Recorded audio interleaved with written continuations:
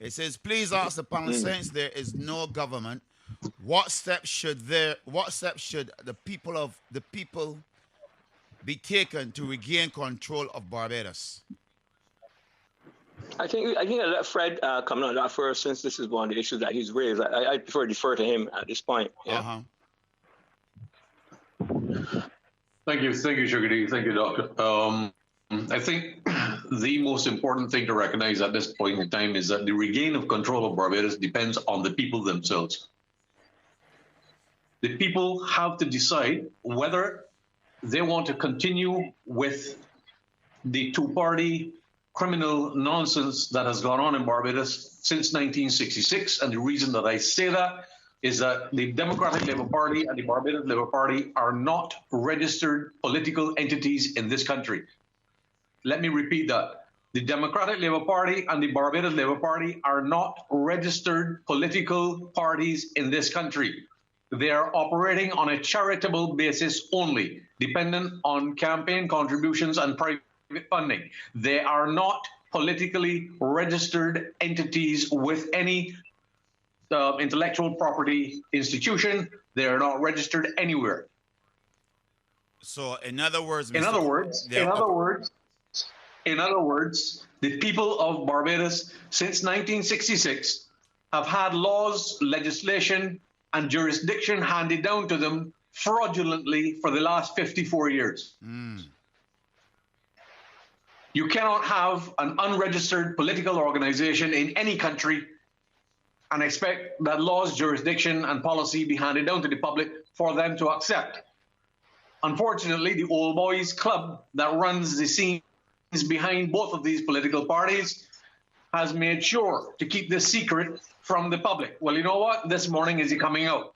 You are dealing with two political parties in Barbados that are not registered political entities in the domain of the fact that they can make laws and legislation and jurisdiction. They are fraudulent organizations that have blindsided the public with fraud for the last 54 years. If there's anybody listening to this program this morning that can disprove what I've just said, please call the program now. And my number is +44 7417 584 733. So seeing that's brought to light, Mr. Corbin, saying that's no brought to light. Now, what are the people of Barbados to do? Because that's a shock to them now. That's a shock to them. Right. The public of Barbados needs now to say, we need a new political entity to take the reins in Barbados and for people to step forward, people of integrity to step forward to create a movement towards a new constitutional mandate and a new constitutional framework, or new reform for Barbados. And fortunately, that already exists. We have a new constitution for Barbados. I made allusion to it last Sunday night. We have a new constitution for Barbados. It has been put together by some very, very learned and people of integrity from across the Caribbean region. We have been working on this quietly for the last year and a half, because we recognized from the very beginning that our constitutional sovereignty had been removed, and we decided to do something about it. And we sat down and we wrote a constitution that was not only integral in every single component with regard to addressing the issues of constitutional sovereignty, but also protects the people from the government. And one of the most important things is that we have a constitutional and legal mandate written into the Constitution for the law of recall, where the public, if they are dissatisfied with any politician or MP, can recall the power or the seat of that particular MP and replace them at will. So that you can put an end to the absolute nonsense that has gone on in this country for 54 years, where MPs turn up on election day, jump up and down, run down the road behind the truck, waving their flags and everything, and then sit back and draw money and do nothing.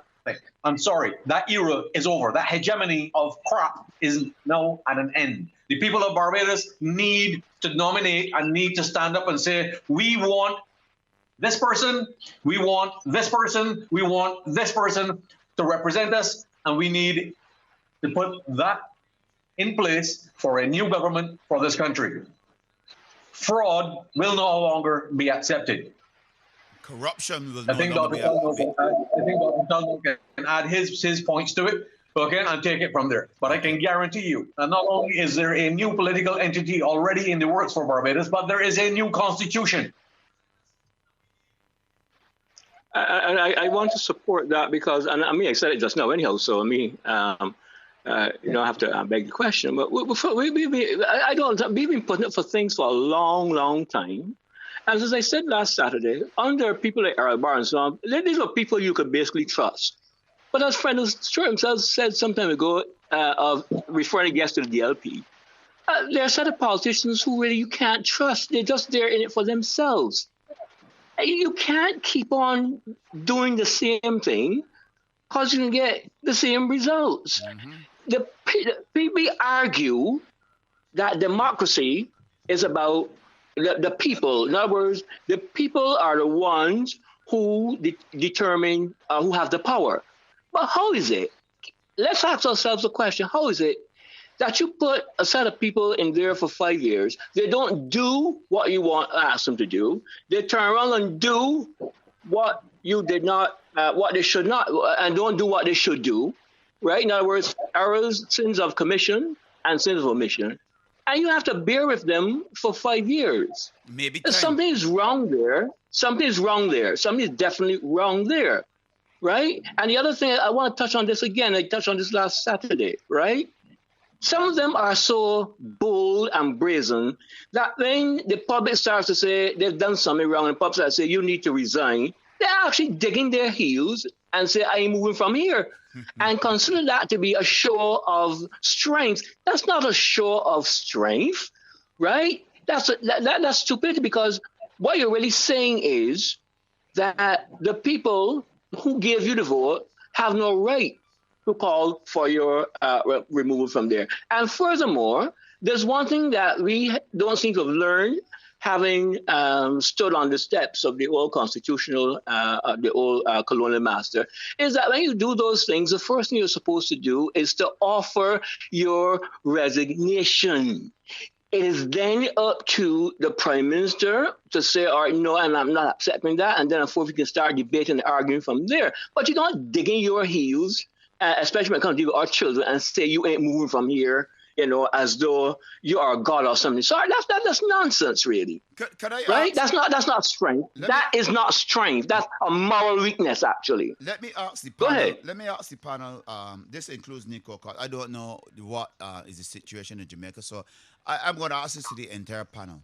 Why is it? I'm going to start with Barbados first. Why is it that Barbadians seems to have a 9-day memory span, a span of a gnat? Remember it for 9 days and forget after the 10th day. Why is it seems that way? I always look at Jamaica, and they go on and on and on and on and on forever. They don't give up on what they believe in. They ain't letting go of it. Why is it Barbados or Barbadians seems to have this 9-day memory span? Any one of the two, Fred or Mr. Tull, can you all answer that for the people, please? Well, a sociologist answered that question a long time ago. He called it learned helplessness. We have learned over the years to depend on somebody else, right? We've learned to be helpless. You recall that discussion we had earlier in the week, Sugar D, with the youth, really? Yes. And people are saying, nobody, they ain't helping me. Nobody care about me. As I said very forcefully, nobody out there is going to care for you, or they don't have, you see, nobody owes you anything. You have to get up off your butt and help yourself. Well, the older people understand that because they tell you this, although it's not in the Bible. It's not in the Bible, but they will tell you God helps those Who help themselves. You can finish that, right? Yeah, who help themselves. And I strongly You believe see? in that. So, right, we've learned to be helpless. That is why we will always believe what the government says, even though there's evidence. I mean, a mountain of evidence that contradicts what they say, because it's a matter of self-interest. Once you get in there, you don't want to be moved. That's quite obvious, right? So we've got to ask ourselves, do we have any power at all to move anybody at all? And I have a feeling, as Fred said, I think we've come to the era now where we recognize that we are going to have to move some people. Because in truth and fact, really, you cannot go in there. We did not tell anybody in this government to go and subscribe to the New World Order, Global Great Reset, what we want to call it, and do all these things that we hear. We didn't tell anybody that. I don't recall anybody saying that, right? Well, why are people in the government doing that? So if there's one reason why we need to move people from it, because we want a government that says no. And there are countries across the world who are resisting the New World Order. I hope you know that. That's right. All right? You're right. There are countries resisting it. You see? So I don't understand why we feel that we must always kowtow to everything somebody says. That's the kind of mentality the historians claim came from the part of Africa that we came from. Let me jump in. I ain't want to touch that. That's a hot button. I want to touch that, right? But they claim that we were some of the most docile slaves. You, my friend Nico, they told that the ones in Jamaica came from the Ashanti tribe in Southern Africa, right? So they're always ready to fight. You understand what I'm saying? Yeah, I know you laugh. You know what we're talking about. So that's the problem with Barbados, right? We feel that we must, as I saw you some times ago, a lady at university told me, you see, for the sake of peace, I will sit down and somebody walk over me. Now, we don't want violence, but you have to resist. The Bible uses the word meek, and people think that means foolish. No, it means having a strength, a quiet strength. In other words, you walk quietly, but carry a big stick. That's what it means, you know. So we've got a lot of indoctrination that we got to get out of our heads first, right? We don't want violence, and I want to repeat that because a lot of guys might be shooting themselves thinking they answer the question. No, we have to organize, and that's why a new party is important. Organize and exert the strength that comes from that. That's what you got to do.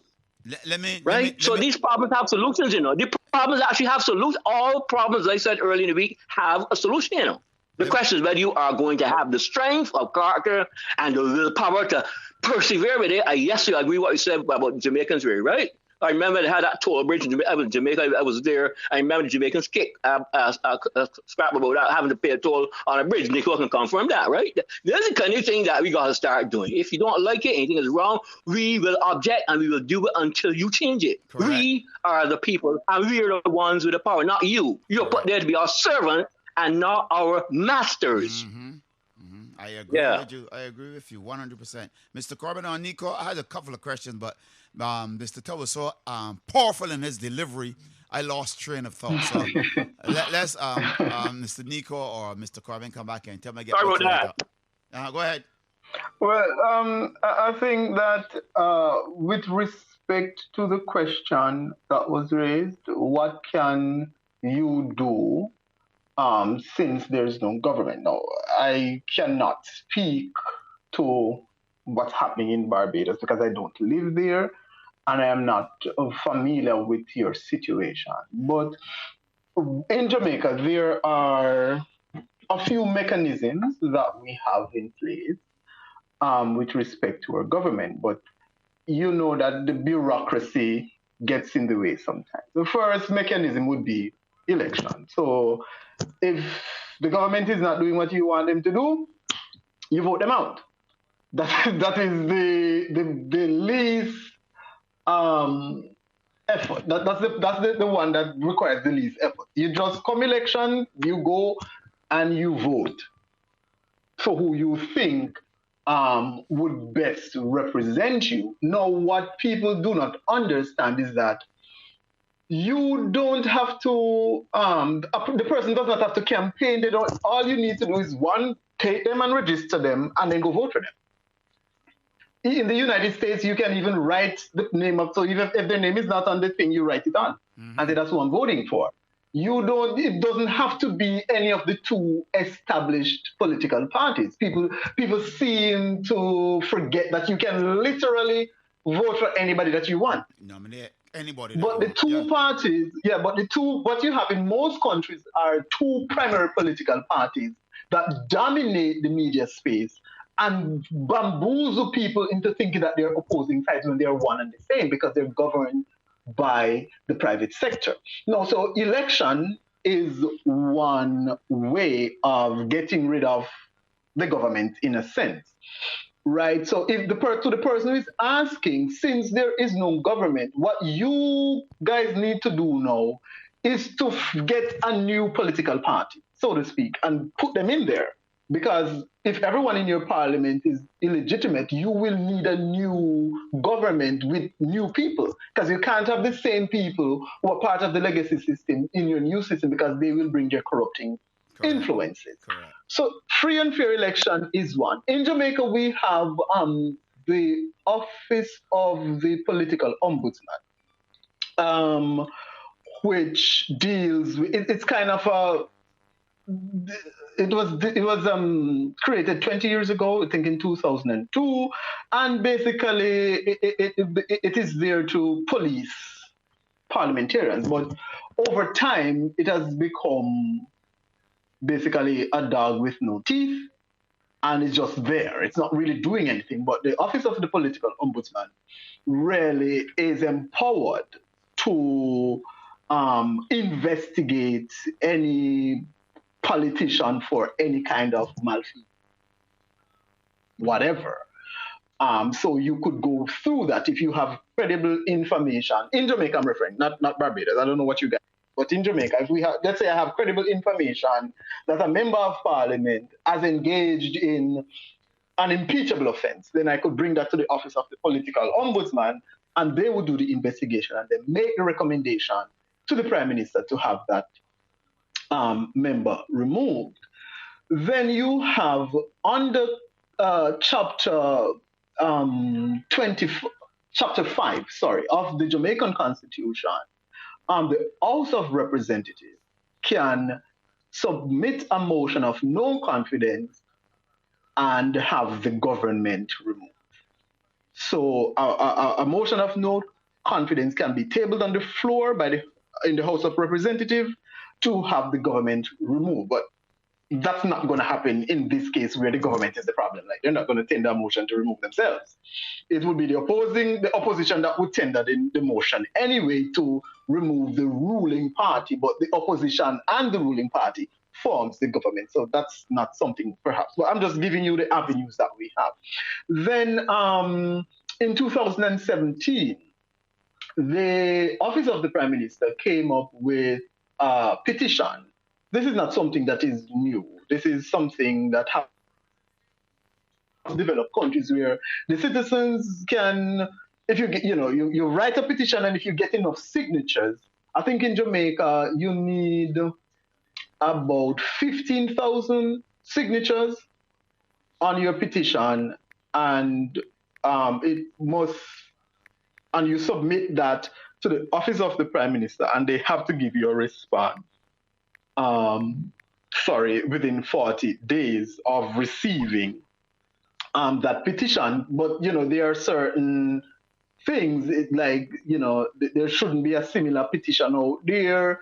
You have to be very clear in what you're asking for. It cannot be personal. It can't contain threats or vulgar or obscene language. It cannot be defamatory or fraudulent, and so on. So, because they will use, whether your petition is legitimate or not, if you breach any of these requirements that they have there, then they'll just throw it out to say, oh, well, he used obscene language, so we never consider this petition, regardless of the legitimacy of the claims brought forward in the petition. So you have to, there's a bureaucratic line there that you have to walk. But citizens can submit a petition, but you're submitting the petition to the people you're trying to get rid of anyway. So that in and of itself perhaps would be, but in this case would be if you want to remove a member of parliament.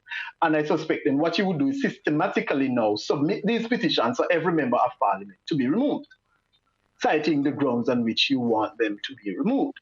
Then in, I think, 2001, so this one is fairly new, they had the constitutional amendment impeachment bill, right, where any parliamentarian, if they commit an impeachable offense, such as corruption or misappropriation of public resources, neglect of duty, abuse of official authority, abuse of the privilege of parliament, and so on, if they are found guilty, then they can be removed from office. So those are really the avenues that we have available. What about political genocide, political murdering of the people, genocide? That's an impeachable offense. It is an impeachable offense. But in this respect, because remember what we are talking about here, the allegations that we have brought forward with respect to the COVID-19 manufactured biological attack, you're looking at one, a state of uh, cognitive dissonance. That is, like people are refusing to acknowledge. It's like a woman who's in an abusive relationship, and the man beat her up, and the neighbors call the police, and she said, "Oh, we're fine. I fell and hit my head." Something like that. And it's like, oh, what? Your hands are tied. There's nothing you can do because she's not accepting that she's a victim of domestic abuse. So that is that is the dilemma that we find ourselves in with respect to the COVID-19 biological attack. People are not accepting that this is a biological attack to get rid of people, to kill people. So until we get everyone to understand, or majority of people to understand that this is what is happening, then it's a dead horse. It's not going to go anywhere because you can't, first of all, you can't even bring that up in the media. They're just not entertaining that. You can't say that to any doctor or learned professor. They're not entertaining these conversations because they're under this delusion, because they too have participated in this act of genocide. So you're asking them, on the one hand, to acknowledge that this is a biological attack, and two, to retroactively accept their participation in this act of genocide. So it is very difficult for the same people who have been telling you, you can't come in here unless you're wearing a mask, sir. You can't come in my doctor's office unless you're fully vaccinated. You can't come on this plane unless you're fully vaccinated. You can't keep your job unless you're fully vaccinated. To now accept and acknowledge that this is an act of terror that has been brought onto the populations of the world. So while it is an impeachable offense, you're asking the same people who have participated willingly or unwittingly in this act of genocide to impeach their colleagues and impeach themselves. For me, I'm asking this question for the people of Barbados. What does that mean for the people of Barbados? Are we going to have a by-election? Are we going to have a nominee for prime minister? Who is going to take the place of the prime minister or prime ministress? What does that mean going forward? Because right now, if this is supposed to be true, this is November. Coming hard to the end of November. If she's supposed to be in there in January, around January time, these things should be put in place. Not wait till lastminute.com like the 2022 election, 19th of January, when it was called like a week or 2 weeks before, and they said, okay, they'll give me an election. These things should be put in place. So that's a question for the panel. Go ahead, let's hear either Fred or Dr. Tull or Nico, or anybody that wants to call in for that matter, that think that they have or have the knowledge to try and answer these questions that we're posing and trying to discuss and trying to alleviate the problems for the people of the Caribbean, because I could see big problems afoot coming. Really, really big problems afoot, because whoever's going to be the next prime minister, they're going to have to answer to her still. Look at where this is going. And if she said, no, you ain't getting XYZ, it's no, you ain't getting XYZ. So you can be prime minister without portfolio, because the big I am now is calling the shots. And it's calling more shots. Look at for the people of the Caribbean. So when Jamaica, Trinidad want XYZ, and she said, no, you all ain't getting it because blah, blah, blah, who you all going to complain to? As they say, who you going to call? Anybody can answer, please? +44 7417 584 733. This is 246 Bajan Vibes Radio. Dr. Tull, Fred, Nico, anybody? Welcome to News Focus, a production of Barbados Uncensored, Beyond the News, Inside the Issues. In this edition, winning the vaccine resistance war. I am AI Maykiba. What's happening? Major defeats continue to be scored against COVID-19 vaccines. In the last 4 weeks, 5 European Union member states have called for the resignation of President of the European Commission, Ursula von der Leyen, over her role in signing a contract for several billion doses of the Pfizer vaccine. The countries represented are Italy, Romania, France, Croatia, and Germany. Spokesperson for the group, Cristian Tajes of Romania, explained the rationale for the group's call in their press conference shortly after meetings with representatives from Pfizer and Moderna. Now I'm asking you, what about the interests of our people? What about the interests of the Europeans whose money was spent, or wasted, I would say now, to buy these medical products that are not providing what they were marketed for?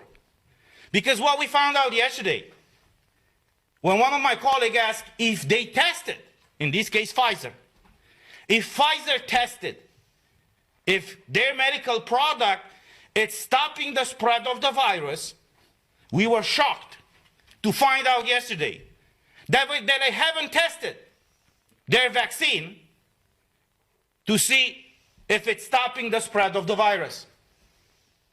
So we are now more than a year after the green certificate, the digital green certificate was imposed in the European Union, and people were forced to be vaccinated with the medical product in order to exercise their basic fundamental rights, and they were told, and we were told, we were voted against the green certificate, but many of our colleagues voted in favor of it because they believe what these companies have said, that if you get vaccinated, you will not be infected and you will not spread the virus. They even ran a campaign and said, get vaccinated in order to keep your grandmother and your parents healthy. And we find out now, after more than a year, that when they requested the special marketing authorization, they haven't tested the vaccine to see if it's stopping the spread of the virus. So I'm asking again, and we are asking again, what are they going to hide? What do they hide exactly? Why aren't they transparent with their medical product? We heard yesterday, I was shocked. Because Pfizer used this opportunity just to do a PR campaign and even lecture us. Why are we asking this and not asking that? Who are they to question us? What kind of questions do we ask? We are elected by the people for the people, not they. Meanwhile, according to a November 8 Barbados Today report, the Barbados government may have to dump thousands of doses of the Pfizer vaccine for children ages 5 to 11. The expiry date is the end of November, and according to the same source, Ministry of Health official Dr. Elizabeth Ferdinand believes that the low uptake might be a result of parents not seeing the urgency of giving their children the vaccine at this time. However, Mr. Fred Corbin, a local activist who has been leading the fight against COVID-19 vaccines, here and in the Caribbean, thinks otherwise. He believes that the low take-up is the outcome of the strenuous anti-vax campaign launched by various groups in the island. We can look at this as citizens of this country as a small victory. We're winning this particular part of the fight against the biological terrorism that has been foisted upon this country by the government of this country, is at last seeing the light of day. And while this is a winning moment for us, the citizens, and for those who have been fighting for righteousness and truth in bringing information to the public, this is only one small part of a very long war that is ahead of us. I want to congratulate the public. I want to give my God-felt thanks to every single citizen who heeded the information and heeded the knowledge and heeded the instruction with regard to avoiding this deadly poison that has been foisted upon our population. This has been News Focus, a production of Barbados Uncensored. So there you have it. Beyond the news, inside the issues. Okay, gentlemen, we went over. So there you have that. Okay, back to the panel. there is an enormous burden that has been placed on our backs, on the backs of people who recognize the injustices that are happening and who now have to be in various roles where we have to be master communicators, master scientists, master teachers, we have to be masters of everything because it is true. It is true. People are so unaffected or unaware of what is happening. And then we walk a very fine line when it comes to people coming around to the truth. So like these politicians who are now saying, we were bamboozled by these devils. We have to resist the impulse or the urge to say, well, like you were there egging them on. Like, what, because at the end of the day, we need them now to be the vanguard, to initiate that process of reformation that we need, because we cannot do it by ourselves, not being elected officials and being recognized symbols of authority that people will vest trust and power in, because power comes from the people. We don't have that power. It's the people in parliament that have the power. And where we see, certain politicians breaking away from the group, breaking out of the mass psychosis, breaking out of their delusion, it's, we now have to balance what is in the best interest of the people and what we consider do my to be point just. differently. Today I'm going to be asking 3 So questions. it's a very precarious situation that we're in, because we have to look at who we need to hold accountable, because everyone in the system has been complicit in these crimes that have been committed against human beings, whether wittingly or unwittingly.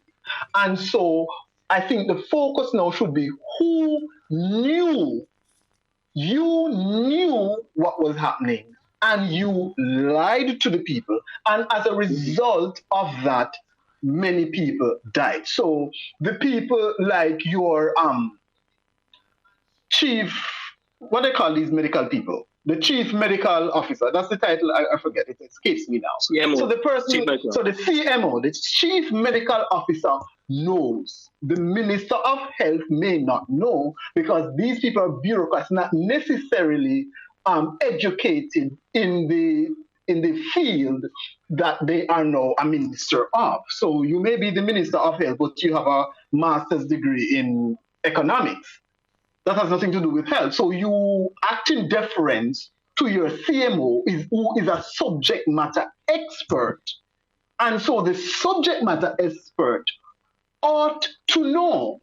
I do not believe that any chief medical officer in the world can tell me that they did not know that this thing was a biological weapon, or they did not know that something was wrong. Even if you don't have all the details, you must have known or ought to have known that something was egregiously wrong. Something wrong was happening. So the CMOs ought to be held accountable, because everyone else would have been acting in deference to your medical expertise, because we're looking to you to direct this pandemic. Yes, we the people elect us, so we're just going to listen to you and then come tell the people, but we're a conduit for the medical experts. So I think that it's a very thin line, because one, we become overwhelmed when we feel that people are not listening to us, or if people are listening, there is no there is no substantial action or movement towards the change that we're hoping to see, because we're still on that accelerated timeline to 2030 where they want to kill billions of people. This is not a conspiracy. This is a fact. You need to, if you listen to what Klaus Schwab, the World Economic Forum, Rishi Sunak, the newly elected Prime Minister of the UK, Justin Trudeau, Joe Biden, if you listen to what they're saying and you listen actively to what they're saying, they are telling you, come hell or high water, we finna kill many of you people and we're gonna get away with it. All right. That's what they're telling you. Sorry. It is 8 minutes past the hour of 3. I want to stop for the pause for the cause. So I want to stop for the pause for the cause. Save this. Then go and then bring you back in for the third and final hour. So inside the third and final hour, I want you all to try and answer the question I posed, and also to agree with what Dr. Tull says. Nobody never tell the Prime Minister, Barbados, to go and join the World Economic Forum. We didn't ask her to join it, to go and join. She should have come to us first. Let's go for that quick pause for a cause. When we come back,